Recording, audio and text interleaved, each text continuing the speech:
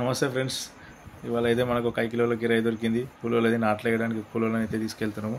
మనం పోయే ప్లేస్ వచ్చేసి ఇప్పుడు వీళ్ళని డ్రాప్ చేయాలి. ఎక్కడంటే తీసుకొని రావాలి. అది కూడా కమ్టెం గూడెము.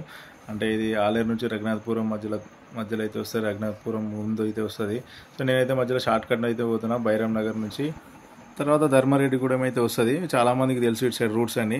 సో అక్కడ నుంచి అయితే మొత్తం మీద అయితే మన కమటగూడెం అయితే చేరుకొని వాళ్ళని అయితే డ్రాప్ చేసేసినాము. సో మళ్ళీ సాయంత్రం అయితే తీసుకొని రావాలి. ఈ లోపు అయితే ఇంటికి వచ్చే వరకు మా పాపకి అయితే కొంచెం అయితే ఫీవర్ ఉందంటే లోకల్లో ఉన్న ఆర్ఎంపీ దగ్గరికి అయితే తీసుకెళ్ళి సిరప్ అయితే రాపించుకొని వచ్చి వాళ్ళని అయితే ఇంటికాడ అయితే డ్రాప్ చేసేసిన.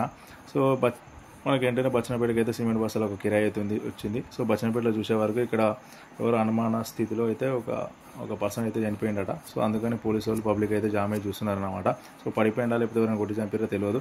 అక్కడ నుంచి చక్కగా సిమెంట్ షాప్ కాడికి అయితే పోయి సిమెంట్ అయితే లోడ్ అయితే చేసుకున్నా. అక్కడైతే 40 బస్తాల సిమెంట్ అయితే లోడింగ్ అయితే అయిపోయింది.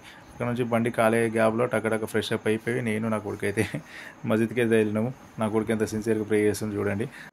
మస్జిద్ నుంచి చక్కగా అయితే శ్మశాన వాటికకి అయితే వచ్చినాము. అక్కడ మా అమ్మ నాన్న అయితే ఉంటారు.